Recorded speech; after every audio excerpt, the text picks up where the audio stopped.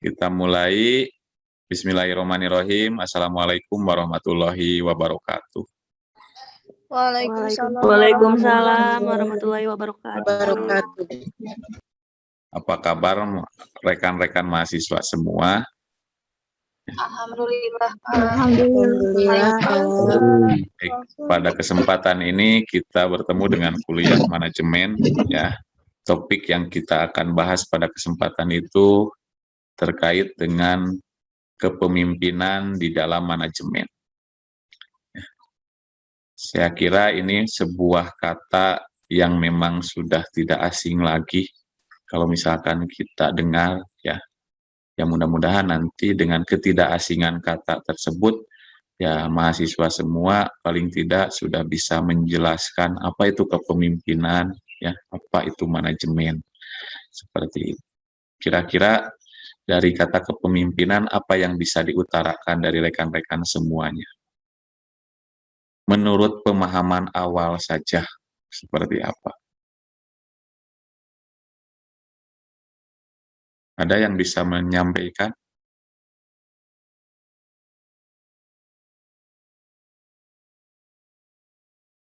Mungkin Pak Imam?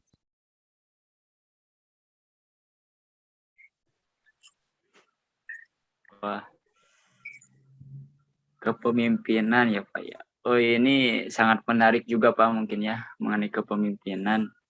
Apalagi ya memang dari definisinya juga sangat gimana ya. Kalau dikatakan itu sebagai kepemimpinan itu orang yang memimpin ataupun orang yang menjadi leader dari anggota-anggota yang lainnya yang memang dibekali oleh keilmuan seperti itu Pak mungkin sedikit lebihnya. Terima kasih Pak Imam ya atas jawabannya. Ada yang lain barangkali yang mau menyampaikan pendapatnya terkait dengan kepemimpinan? Karena nanti seperti ini ya, ada kepemimpinan, ada pemimpin nantinya. Ada manajemen dan juga ada manajer nantinya. Ya, itu akan selalu berdampingan tetapi mempunyai lahan ataupun fokus yang berbeda. Ya, seperti itu.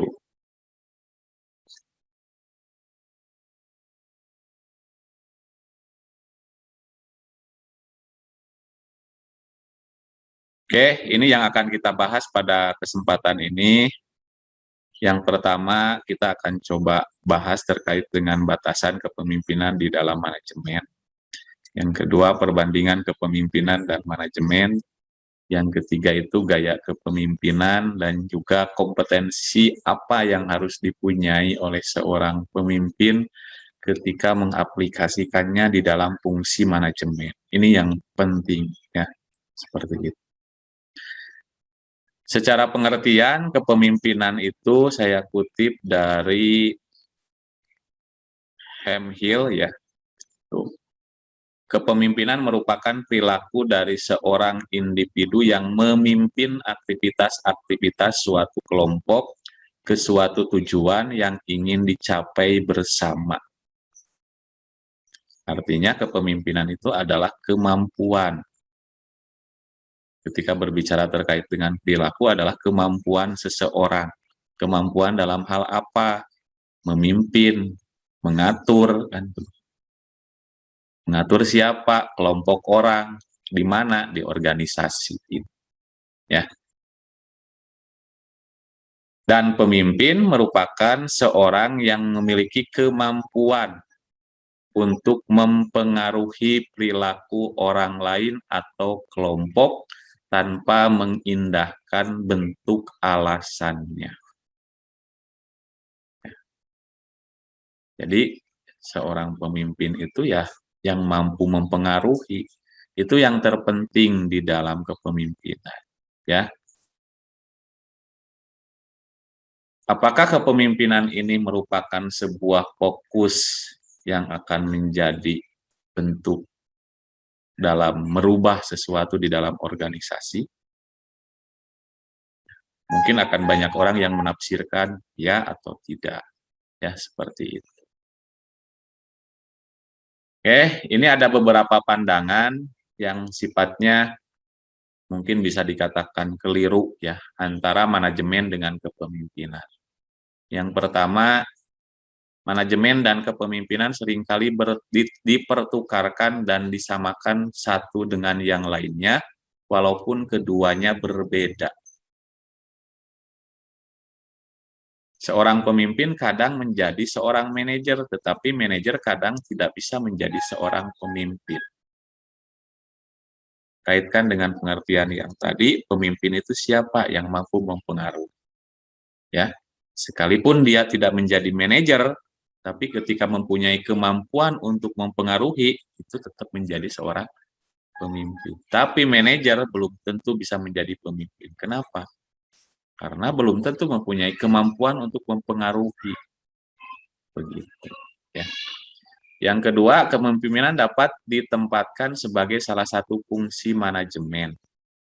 Padahal manajemen tanpa kepemimpinan hanya akan menjadikan organisasi bersifat mekanistis dan kaku. Bisa dibayangkan ketika seorang manajer di sebuah manajemen organisasi itu tidak mempunyai kemampuan untuk mempengaruhi orang. Kaku. Ya. Kakunya kenapa? Karena segala bentuk kegiatan nantinya sifatnya itu menjadi sebuah kegiatan yang harus sesuai dengan ketentuannya. Padahal tidak selamanya harus seperti itu. Ya. Dan yang ketiga, kepemimpinan tanpa manajemen akan menjadikan organisasi tidak efektif dan kehilangan arah. Keduanya merupakan satu kesatuan yang saling melengkapi satu sama lain. Ini yang terpenting, ya. Gitu. Jadi di dalam kepemimpinan itu ya harus saling melengkapi antara kepemimpinan dan manajemen. Seorang manajer harus mempunyai sebuah kemampuan menjadi seorang pemimpin supaya bisa mempengaruhi orang banyak, supaya bisa menjadi leader dan mempunyai follower di dalam memimpin organisasinya atau menggerakkan organisasi. Itu yang terpenting. Kata manajer kadang diartikan sebagai seorang yang banyak melakukan kontrol daripada memfasilitasi, penuh dengan birokrasi daripada kesederhanaan. Bertingkah seperti seorang gubernur daripada seorang fasilitator dan akselerator. Sering menemukan yang seperti itu. Manajer dengan tanpa kemampuan memimpin, ya, itu kan sering kita di lapangan menemukan seperti itu. Mungkin di kehidupan bermasyarakat, nanti di di kehidupan kerja, ya, di lingkungan kerja itu mungkin saja bisa ditemukan hal-hal seperti itu. Dan manajemen sendiri didefinisikan sebagai pencapaian tujuan organisasi dengan cara tindakan yang efektif dan efisien melalui perencanaan, pengorganisasian, pengarahan, dan pengawasan atau pengendalian. Ya, itu sudah tidak asing lagi seperti yang sudah kita bahas sebelum terkait dengan manajemen. Selanjutnya, manajemen dan manajer. Kita lihat siapa yang menjadi manajer. Setiap orang yang mempunyai tanggung jawab bawahan dan sumber daya organisasi lainnya, itu manajer. Beda ya dari kalimat pengertian manajer dan pemimpin tadi. Manajer itu setiap orang yang mempunyai tanggung jawab. Artinya ada sesuatu yang melekat pada dirinya. Manajer diklasifikasikan menjadi dua. Ya. Pertama, menurut tingkatannya, ada yang namanya top manager. Ada yang dikatakan middle manager. Ada yang dikatakan lower manager.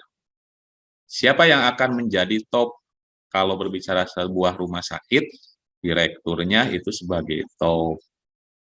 Ya. Kalau berbicaranya terkait dengan instalasi, ya sebagai kepala instalasi itu adalah top manager. Siapa yang menjadi middle ketika berbicara sebuah rumah sakit, kepala instalasi itu menjadi middle. berada di tengah nanti, ya. Dan sebagai kepala ruangan nantinya akan menjadi lower manager karena tingkatan paling bawah nanti di rumah sakit. Ya. Menurut tanggung jawab dalam organisasi ada yang sifatnya manajer umum dan juga manajer fungsional, ya, atau general manager dan juga fungsional manager, ya. Coba kita lihat apa yang menjadi peran dari seorang pemimpin, ya. Yang pertama, monitor dan mencari, ya. Dalam hal ini mencari dan menerima informasi, mengamati dan melaporkan, mempertahankan kontak personal. Artinya mempunyai peran sebagai monitor. Seorang pemimpin itu harus mampu mencari dan menerima informasi, ya, seperti itu. Terus ada spokesperson, memberikan informasi kepada pihak luar melalui pidato, laporan berkala, memo, ya, seperti itu. Seorang pemimpin harus menjadi sebuah ataupun apa namanya tuh mempunyai kemampuan terkait dengan bagaimana dia menyampaikan sesuatu di depan publik, ya, itu. Terus negosiator, di mana negosiator ini mewakili organisasi dalam negosiasi seperti kontrak-kontrak kerjasama, pembelian barang, dan penetapan keuangan. Tuh. Yang selanjutnya ada peran sebagai desiminator, yaitu menyebarkan informasi kepada anggota organisasi. Ya, seorang pemimpin harus seperti itu. Itu seorang pemimpin. Ya. Terus ada figurehead, ya. Figurehead ini melakukan tugas seremonial, ya, tugas simbolik, menandatangani dokumen, menerima tamu. Artinya apa? Menjadi seseorang yang bisa menjadi contoh di sana. Seorang pemimpin. Itu perannya. Jadi, dan juga yang terakhir itu, mission manager mempertahankan hubungan informasi baik keluar maupun ke dalam organisasi menggunakan surat, telepon, dan pertemuan. Tuh. Ya. Apakah rekan-rekan semua sudah mempunyai semua ini? Apakah sudah mampu menjadi desiminator di dalam kehidupannya? Apakah sudah menjadi figurehead di dalam kehidupan sehari-harinya? Kalau belum, coba nanti dipupuk semua ini supaya apa? Supaya memang rekan-rekan semua juga bisa menjadi seorang pemimpin yang baik, ya, seperti itu. Oke, ini perbandingan manajemen dan kepemimpinan dilihat dari beberapa aspek. Yang pertama, arah dan tujuan, tugas dan kewajiban, hubungan dan interaksi, kualitas dan personal pemimpin itu sendiri. Di mana yang pertama dilihat dari arah dan tujuan. Ketika berbicara manajemen, arah dan tujuannya itu adalah menciptakan rencana, jadwal, tujuan yang khusus, serta mengalokasikan sumber daya, ya, mengarahkan fokusnya pada hasil jangka pendek. Tetapi kalau berbicara kepemimpinan, itu mewujudkan visi ke depan. Cara pandangnya sudah berbeda, ya. Memengangkan strategi ke depan, lebih banyak memandang pada horizon yang luas dan menekankan pada hasil jangka panjang. Ya. Itu dari arah dan tujuan. Kalau dilihat dari segi manajemen, juga dilihat dari segi kepemimpinan. Yang kedua dilihat dari tugas dan kewajiban. Manajemen itu mengorganisasikan sebuah struktur untuk mencapai rencana kerja. Mengisi struktur dengan orang yang cakap, mengembangkan kebijakan dan sistem untuk mengarahkan karyawan dan memonitor proses penerapan rencana. Sedangkan kepemimpinan lebih menekankan bagaimana mengkomunikasikan visi dan mengembangkan budaya yang dimiliki bersama. Ya. Manajer mengelompokkan dan memisahkan orang dengan kemampuan khususnya melalui spesialisasi. Di dalam kepemimpinan selalu dinilai yang namanya kompetensi. Kompetensi siapa? Kompetensi bawah. Ya, itu penting. Hubungan dan interaksi di dalam manajemen berfokus pada objek, mesin, dan laporan yang digunakan untuk menghasilkan produk yang berkualitas, mendasarkan diri pada wewenang formal dan kekuasaan yang lebih banyak menggunakan paksaan dan hukuman. Tapi di kepemimpinan, hubungan dan interaksinya berfokus pada bagaimana memotivasi dan memberikan inspirasi pada orang-orang. Ya, berdasarkan pada pengaruh. Jadi dalam kepemimpinan jelas tadi menjadi fasilitator. Memfasilitasi. Ketika berbicara manajemen itu mekanistis, maka kepemimpinan nanti akan berbicaranya adalah fasilitasi. Luwes, tidak kaku. Nah, kualitas personal pemimpin, ya. Ketika berbicara manajemen, menciptakan jarak emosional, menuntut pemenuhan kebutuhan sepihak, dan mendasarkan pada kekuasaan jabatan. Pemimpinan mempunyai kualitas personal halus yang agak sulit dilihat, tetapi sangat berpengaruh. Nah, ini tadi, ya. Kualitas ini termasuk antusiasme, integritas, keberanian, kemanusiaan. Dalam kepemimpinan pasti muncul itu. Ketika Pak Imam sekarang menjadi pemimpin di sebuah organisasi yang mempunyai jiwa kepemimpinan, maka dia akan kelihatan luas, integritasnya tinggi, mempunyai keberanian yang tinggi, peduli atau kemanusiaannya tinggi, ya, antusiasme untuk menyelesaikan segala sesuatu itu tinggi, antusiasme untuk mencari tahu itu tinggi, ya, disesuaikan dengan peran-peran tadi. Itu yang terpenting, ya. Jadi bagaimana kita mampu memupuk, ya, memupuk dari jiwa kita supaya memang mengarah ke arah situ. Dan yang selanjutnya dilihat dari hasil yang diinginkan, secara manajemen itu mempertahankan status quo, stabilitas, keteraturan, dan efisiensi. Tapi di kepemimpinan itu menekankan pada perubahan, selalu menentang status quo dan memikirkan kesejahteraan anggota organisasi.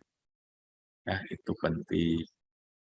Jadi, ya, apa namanya tuh, inilah bedanya ya manajemen itu. Kalau manajemen kan mengaturnya di sebuah organisasi dan kepemimpinan itu ya memang ada di dalam manajemen itu sendiri. Nah, seperti ini ya, dari ringkasan yang barusan bisa dijabarkan bahwa ada perbedaan antara manajer dan pemimpin. Ya. Seorang administrator itu adalah dari manajer. Ya, seorang inovator itu adalah pemimpin. Seorang peniru itu di manajer. Seorang yang kreatif dan original, nah itu adalah di pemimpin. Ya, begitu. Tugas mempertahankan organisasi itu ada di manajer, tapi tugas mengembangkan organisasi pasti yang namanya pemimpin itu ada keinginan untuk mengembangkan organisasi. Bukan hanya mempertahankan organisasi. Ya, tadi manajemen itu mekanistis, ya, dan juga apa namanya tuh kaku, tapi pemimpin kan luas, inovatif, ya, seperti itu. Tapi bukan dinamis, bukan berubah-ubah kan begitu ya. Tapi dengan tujuan yang jelas. Coba nanti kita lihat di slide selanjutnya. Berfokus pada sistem dan struktur, berfokus pada orang, ya. Mengandalkan pengawasan, ya, menginspirasi kepercayaan dan komitmen dalam kepemimpinan seperti itu. Ya, selalu menginspirasi kepercayaan dan komitmen. Wawasan jangka pendek, wawasannya jangka panjang. Ya, melihatnya tadi visioner, ke depan lebih jauh lagi. Ya, organisasi ini 5-10 tahun ke depan harus seperti apa. Tuh. Bertanya bagaimana dan kapan, bertanya apa dan mengapa. Jelas berbeda ya. Melihat bottom line, ya, artinya melihatnya ke bawah saja, ya. dan juga melihat horizontal, lebih luas lagi dia melihatnya, kompleks kalau pemimpin itu. Ya, menerima dan mempertahankan status quo, menentang status quo dan memberi perubahan. Tuh ya, jadi pertanyaan yang tadi sudah mulai terjawab kan, apakah perubahan itu menjadi fokus dari kepemimpinan? Nah, melakukan sesuatu dengan benar. Ketika pemimpin itu melakukan sesuatu yang benar. Kalau dengan benar itu, ini SOP. Nah, ya ketika SOP ya tinggal diikuti, selesai. Ya, pasti benar kan? Tapi yang benar itu selalu, oh ini adalah peraturannya. Tetapi di lapangan bagaimana? Karena cara pandangnya yang lebih luas, oh ada sesuatu yang harus diselesaikan di sana. Artinya mungkin ada fleksibilitas tetapi tidak mengganggu terhadap perjalanan organisasi. Begitu, itu di kepemimpinan. Ya. Oke, dari sana maka akan muncul yang namanya gaya kepemimpinan. Ya, di mana gaya kepemimpinan itu pada dasarnya mengandung pengertian sebagai suatu perwujudan tingkah laku dari seorang pemimpin yang menyangkut kemampuan dalam memimpin. Ya. Perwujudan tersebut biasanya membentuk suatu pola atau bentuk tertentu. Ya, itu adalah gaya nantinya. Mungkin sudah tidak asing lagi ketika berbicara terkait dengan gaya, ya maka ada beberapa gaya kepemimpinan. Seperti apa Pak Imam gaya kepemimpinan?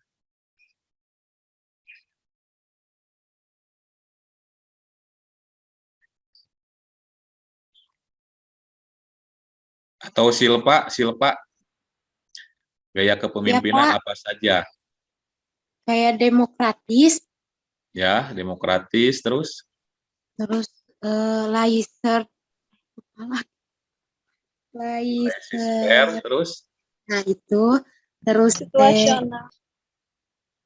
Otokratis, autokratik. Oke, Hisam ya.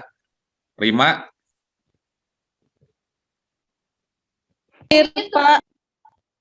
ya. Oke lah itu adalah beberapa gaya dari kepemimpinan. Coba kita akan lihat. Yang pertama, gaya kepemimpinan itu ada yang namanya otokratik. Ya. Di mana secara karakteristik otoritas berada di satu tangan orang atau yang memimpin di organisasi. Itu adalah yang namanya otokratik. Jadi kalau misalkan Hisam menjadi pemimpin di sana, kumaha Hisam. Ya. Kedua, pekerjaan cenderung sangat terstruktur dan sangat kaku.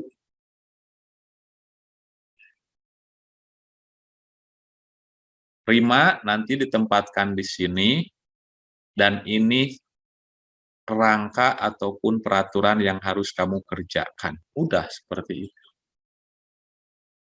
Ya. Ketiga, pemimpin menerapkan kontrol otoriter dan mengawasi bawahan mereka dengan ketat. Nah, itu adalah otoriter atau otokratik gayanya itu disebut seperti itu. Ada keuntungan? Ada. Yang pertama, pemimpin membawa visi dan arah organisasi. Karena pemimpin itu nantinya sifatnya, oh ini tujuannya, bawahan saya harus seperti ini, di lingkup pekerjaan ini harus begini, di lingkup pekerjaan itu begitu. Artinya, pemimpin membawa visi ke arah dan arah organisasi. Yang kedua, pengambilan keputusan lebih cepat. Ya, dengan otoriter itu ya keputusan lebih cepat karena apa? Tidak perlu diskusi, tidak perlu bermusyawarah. Yang penting mah pimpinan sudah berkata A, ya udah A. Artinya cepat kan dalam pengambilan keputusan. Ya, seperti itu. Yang ketiga, bawahan dapat fokus untuk bekerja dengan baik sesuai arahan. Jelas prosedurnya sudah ada, instruksi kerjanya sudah jelas. Artinya ya dia fokus terhadap pekerjaan. Komunikasi lebih langsung. Ya, komunikasi lebih langsung. Yang kelima, produktivitas meningkat. Wah, pasti. dan tidak perlu memikirkan apa-apa yang namanya bawahan itu. Yang penting dia kerja, ini yang harus dikerjakan, ini panduannya, dan ini yang harus dihasilkan. Selesai. Kalau target sehari itu selesai 5, ya 5. Ya. Dari gaya ini ada beberapa kerugian. Yang pertama, pemimpin bertindak sebagai diktator. Pemimpin otokratis melumpuhkan serta menghambat pemberdayaan. Tidak ada yang namanya bawahan kreatif, inovatif, semuanya terhalang oleh tembok tebal gitu kan, yang tidak bisa diloncati pada akhirnya. Ya, seperti itu. Ketiga, pemimpin otokratis membuat keputusan tanpa berkonsultasi dengan anggota kelompok. Ya. Terus pemimpin otokratis juga mengakibatkan kurangnya solusi kreatif untuk masalah. Lebih kaku lagi, ya, seperti itu. Terus tingkat turnover tinggi. Siapa sih yang nggak jenuh diatur-atur oleh pemimpin? Kalau misalkan Rima bekerja di satu tempat nanti dengan dipimpin oleh orang yang diktator, ya, pasti akan merasa jenuh, sehingga dari kejenuhan itu, ya lebih baik saya keluar dari sini. Masuk lagi yang baru 2-3 bulan merasakan seperti itu, lebih baik saya keluar dari sini atau pindah dari pekerjaan. Begitu, ya. Itu sudah menjadi resiko dan sudah menjadi kerugian dari otokrat. Keenam, organisasi menjadi sangat tergantung pada yang namanya pemimpin organisasi tersebut. Ya. Kenapa? Putusan bagaimana pemimpin, ya, aturan pekerjaan bagaimana pemimpin, yang mengembangkan bagaimana pemimpin, yang bawahan itu ya kerja sesuai dengan arahan dan tuntutan dari pekerjaan. Yang kedua ada gaya demokratik, ya. Dari gaya demokratik ini sifatnya atau karakteristiknya partisipatif dan kolaborasi. Sudah tidak asing lah ya dengan yang istilah demokratik ini. Ya, bagaimana partisipatif anggota kelompok, ya, bawahan, ya, kolaborasi dan lain sebagainya itu sudah pasti diterapkan di gaya demokratik ini. Ya, kepemimpinan demokratis mendorong anggota untuk mengambil peran yang lebih partisipatif. Ya. Ide dan pendapat, pemimpin mendorong anggota untuk berbagi ide dan pendapatnya. Ini welcome. Ya, dari berbagai macam pendapat, dari berbagai macam ide nanti akan dilakukan sebuah musyawarah, ya, terus dilakukan dicari keputusan yang terbaiknya untuk menyelesaikan masalah-masalah di organisasi. Tuh. Kreativitas, pemimpin sangat menghargai dan mendorong kreativitas anggota kelompok di dalam demokratis seperti itu, dihargai. Pemberdayaan, pemimpin mendelegasikan wewenang dan memberdayakan bawahan mereka. Ya. Keuntungannya, pemimpin yang demokratis lebih dihargai. Kedua, anggota merasa memiliki peran dan berkontribusi terhadap pemecahan masalah. Yang ketiga, kepemimpinan yang demokratis dapat mengarah pada gagasan yang lebih baik dan solusi yang lebih kreatif. Keempat, karyawan memotivasi untuk meningkatkan keterampilan profesional. Tetapi tetap meskipun banyak keuntungannya, kalau kita lihat dari karakteristik, keuntungan, itu seakan wah demokratis ini paling wah, gaya yang paling hebat, tetapi tetap ada kerugian di sana. Ya, pertama, tidak semua gagasan dan ide dari bawahan adalah ide dan gagasan yang berkualitas. Andai kata di dalam menerima informasi, ya, peran pemimpin itu kurang, ya, menganalisis pendapat atau gagasan itu kurang dari seorang pemimpin, apa yang akan terjadi ketika memakai gagasan atau pendapat dari bawahan yang kurang berkualitas. Ya. Kedua, ketika gagasan dari anggota dengan kepentingan pribadi, nah, ya, Terkadang ada kan orang yang memang mempunyai kepentingan pribadi, terus mengarahkan untuk berpendapat, dan dari pendapat tersebut ada harapan atau ada sesuatu harapan yang ingin didapatkan di sana. Ya, itu yang menjadi permasalahan. Yang ketiga, pengambilan keputusan lebih lambat. Kenapa? Karena harus memulai proses tahapan tadi, ada yang berpendapat, dianalisis pendapatnya, dimusyawarahkan, dari musyawarah tersebut diputuskan, itu kan bisa lebih lambat, lebih lama. Tapi tentunya itu bermaksud untuk menghasilkan yang lebih baik, tidak jadi masalah. Konflik kepentingan seringkali muncul, ya, tidak jarang dengan adanya gaya demokratis ini, orang-orang yang mempunyai kepentingan tersendiri itu karena tadi ya menyisipkan di gagasannya itu kepentingan pribadi, akhirnya ketika kepentingan pribadinya itu tidak terrealisasi, maka apa yang muncul ya konflik interpersonal paling ya. Dan ini tadi yang dikatakan oleh Silpa ya, laissez-faire, di mana secara karakteristik laissez-faire ini merupakan pemimpin membiarkan bawahannya untuk mengatur dirinya sendiri. Pemimpin hanya menentukan kebijaksanaan dan tujuan umum, bawahan dapat mengambil keputusan yang relevan untuk mencapai tujuan dalam segala hal yang mereka anggap cocok. Artinya, kalau bisa dikatakan acuh ya gaya ini. Ini hanya aturannya, ini kebijakan institusi, ini aturannya, ini SOP-nya, silakan semuanya bekerja. Ada permasalahan, silakan diselesaikan. Itulah laissez-faire. Ya. Ada keuntungan? Ada. Adanya kepercayaan yang dapat meningkatkan percaya diri bawahan. Karena apa? Karena merasa saya bisa berkreasi, bisa berinovasi, ya, terus juga meningkatkan ekspansi dari perusahaan. Ya. Tapi kerugiannya juga tidak kalah penting ya, tidak ada arahan, beresiko menimbulkan kekacauan. Tuh, harus diperhatikan. Dengan penerapan laissez-faire ya, membiarkan karyawan itu untuk berjalan sendiri-sendiri, otomatis karena saya itu merasa benar, pekerjaan saya itu sudah selesai seperti itu. Artinya apa? Menimbulkan kekacauan. Ya, rentan terjadinya konflik di sana. Pemimpin terkesan tidak memimpin, ya, karena hanya muncul di awal, di proses itu dia tidak ada, ya, dievaluasi juga mungkin ada ataupun tidak, sehingga seakan-akan dia itu tidak memimpin, ya membiarkan. Nanti akan menemukan kondisi-kondisi tertentu yang memang sesuai dengan gaya-gaya.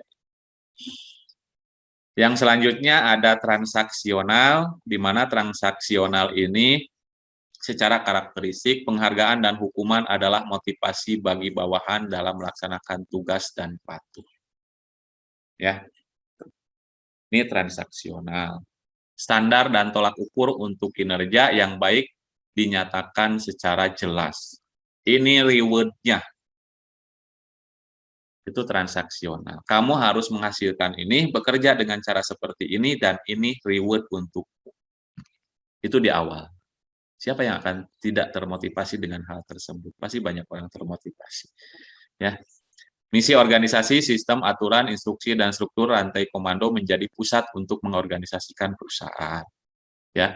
Pemimpin transaksional tidak berusaha mengubah status quo. Pemimpin mengawasi kinerja bawahan dan memastikan mereka bekerja sesuai dengan tujuan, standar, dan target.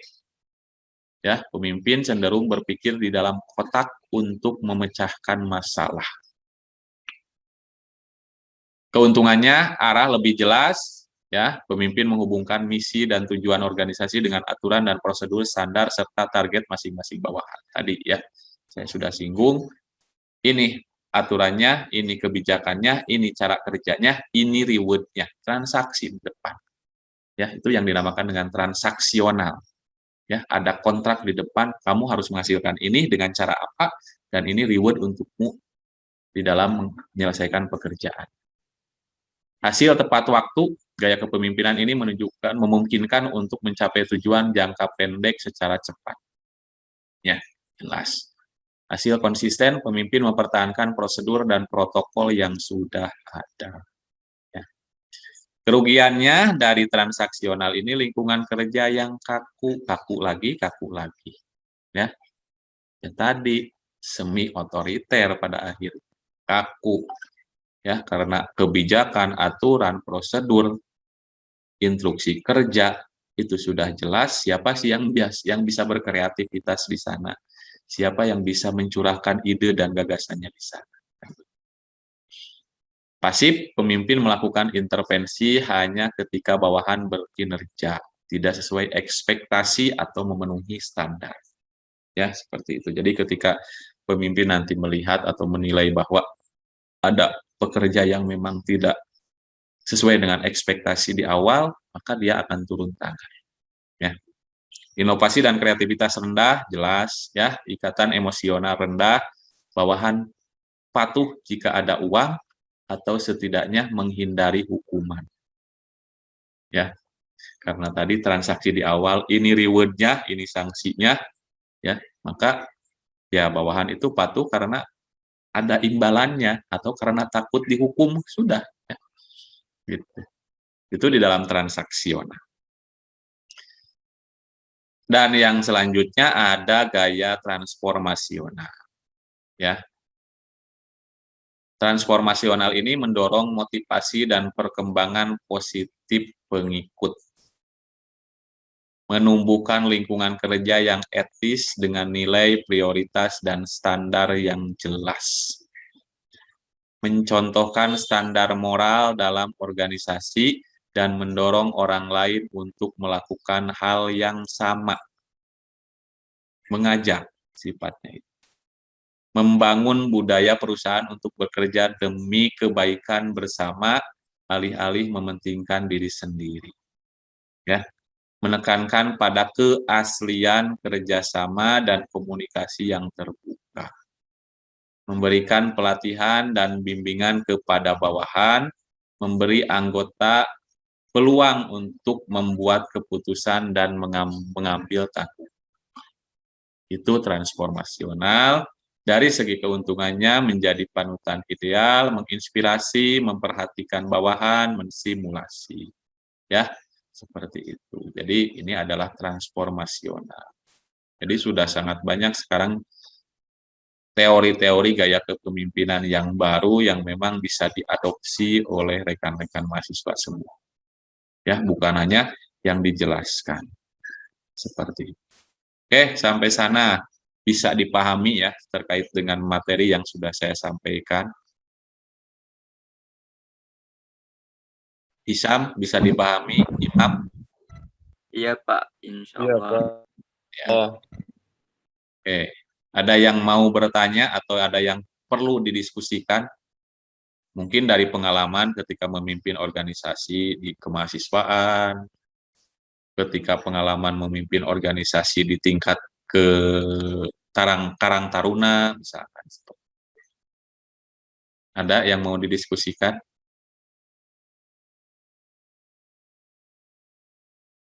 Tidak ada? Oke, kalau tidak ada, ini slide terakhir. Ya. Ini yang penting. Yang namanya kompetensi leader di dalam manajemen itu, ya, itu harus memunculkan dari mulai skill, knowledge, attitude, dan critical decision.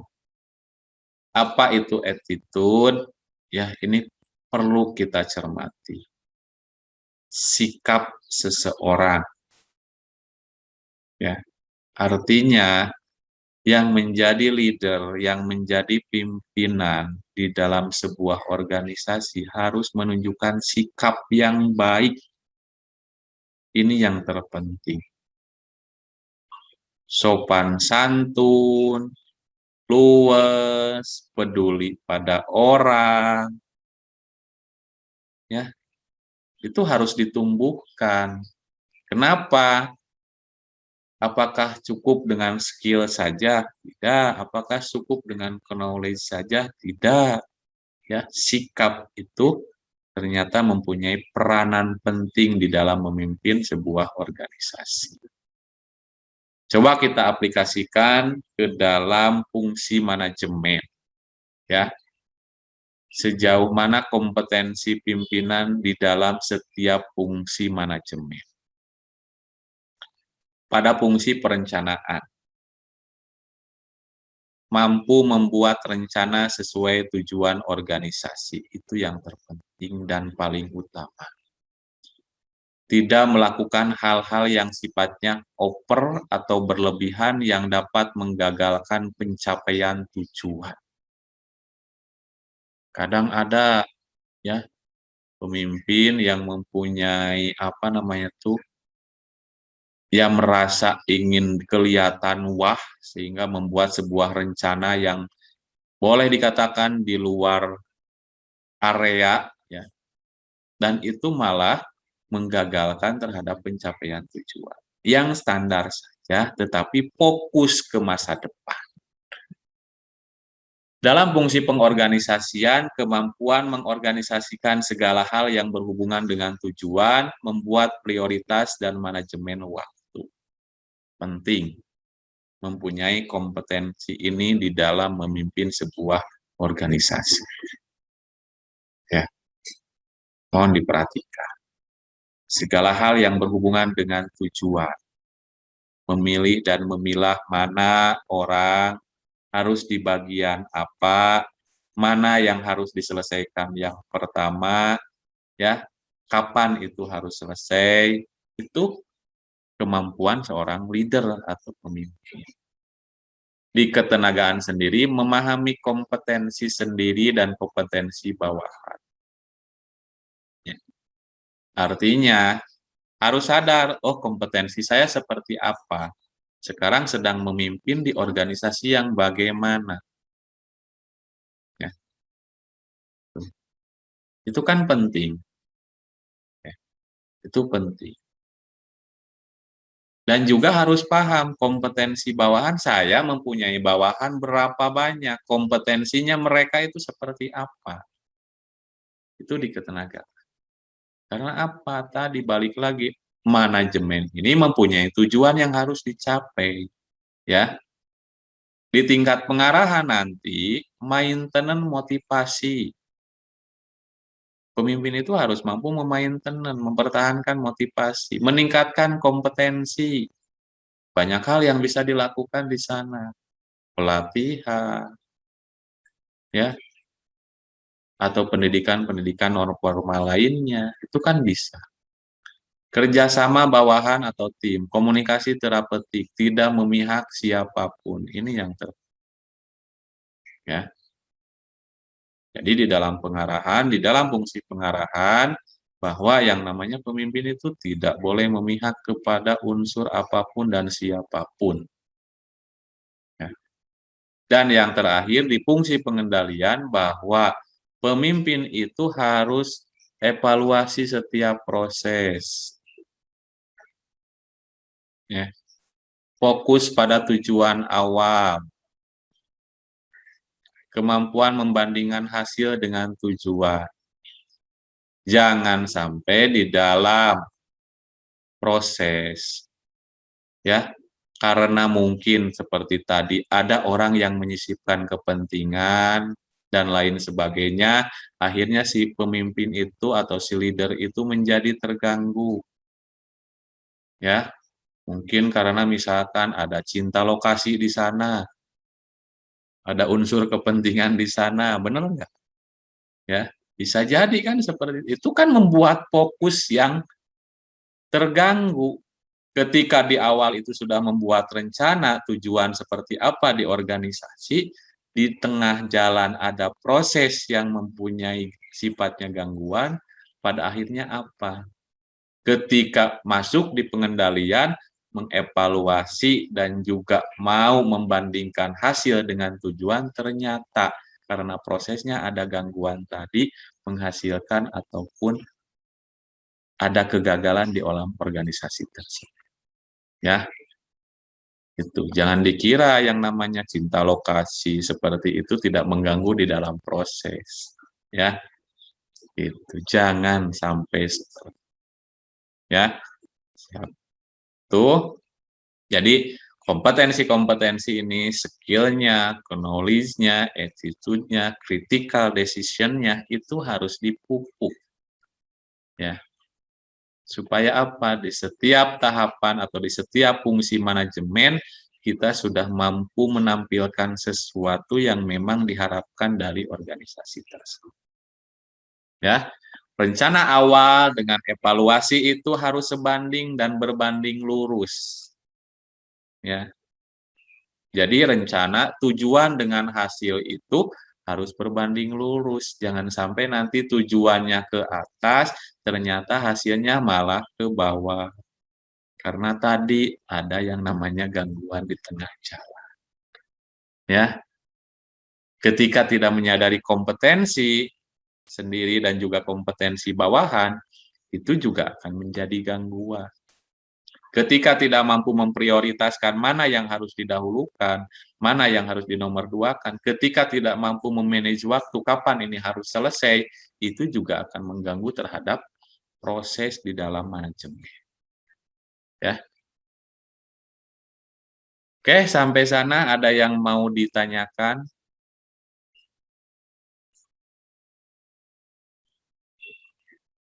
Dari Hisam mungkin ada yang mau ditanyakan? Saya Pak, ini Pak mau izin bertanya Pak. Ya, bagaimana? Tadi kan menjelaskan tentang di sebuah organisasi itu ada misalnya ada kepemimpinan dan pemimpinnya Pak. Ya, Terus yang saya ketahui juga ada namanya pimpinan.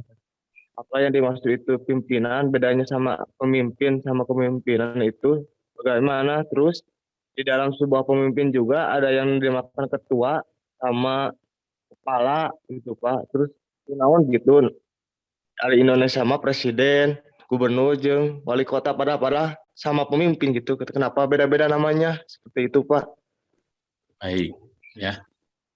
Kita berbicaranya di dua aspek. Ada kepemimpinan menghasilkan pemimpin, ada manajemen menghasilkan manajer. Ya. Jelas ya, Isam? Ya. Ketika berbicara sekarang ada presiden, ada gubernur, ada wali kota, ada camat, ada lurah, ada RW, ada RT. Iya. Apakah itu ada bedanya? Sebetulnya tidak ada bedanya, hanya konteks garapan saja yang membedakan. Itu tadi yang dikatakan dengan tingkatan daripada kepemimpinan. Ya, Iya. ada tingkatan top, ada tingkatan middle, ada tingkatan lower. Ya, kalau berbicara negara, siapa yang jadi topnya, siapa yang jadi lowernya. Kalau berbicara tingkatan kota, siapa yang menjadi topnya, siapa yang menjadi lowernya, begitu. Itu saja. Iya, Pak. Ya, terkait dengan ada pimpinan, ada pemimpin, itu kan hanya beda istilah saja pada akhirnya. Ya, konteksnya sama. Iya, Pak. Yang terpenting adalah ketika kita berbicara kepemimpinan, maka akan lahir pemimpin yang mempunyai skill, knowledge, attitude, dan critical decision yang bagaimana. Ya, ketika lahir dari manajemen itu manajer, maka akan lahir yang namanya orang yang mempunyai batasan pekerjaan terhadap mempunyai tanggung jawab terhadap batasan-batasan pekerjaan tertentu. Ya, seperti itu. Tapi harus diingat, belum tentu yang ditunjuk menjadi manajer itu mempunyai aspek kepemimpinan minimal skill, knowledge, attitude, dan decision. Ya, gitu. Jelas ya, Hisam ya? Jelas, Pak. Oke, ada lagi yang lain? Baik Pak, ingin bertanya Pak. Tadi mungkin jadi kepemimpinan yang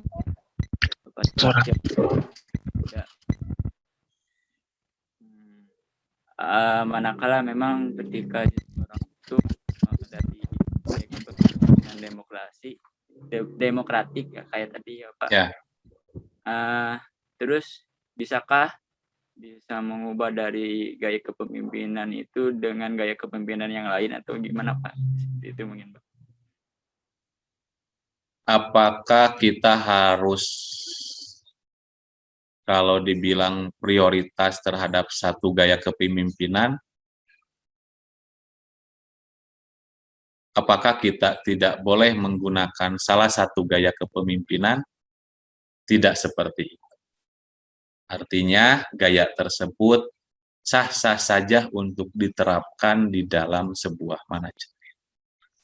Yang pasti, kita paham kapan kita harus demokratis, kita paham kapan kita harus otoriter, kita paham kapan kita harus ada transaksional, kapan kita harus acuh.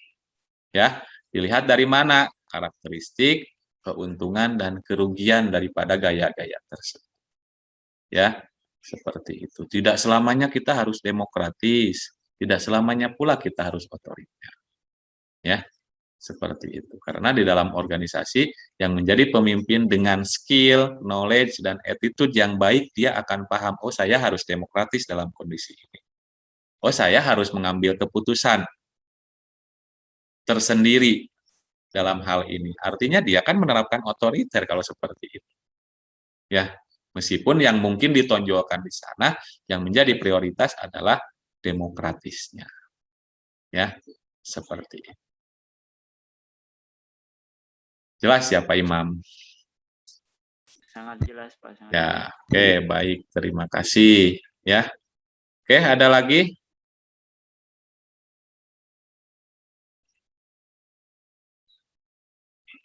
Baik, kalau tidak ada, rekan-rekan semua, mungkin itu yang memang bisa saya sampaikan pada kesempatan ini.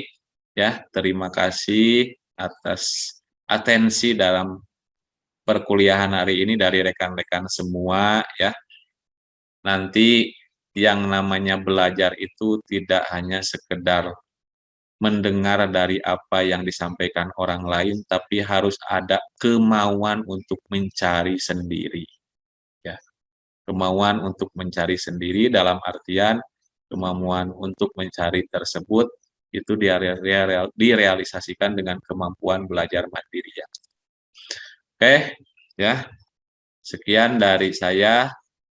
Terima kasih sekali lagi. Selamat siang. Wassalamualaikum warahmatullahi wabarakatuh. Waalaikumsalam. Waalaikumsalam.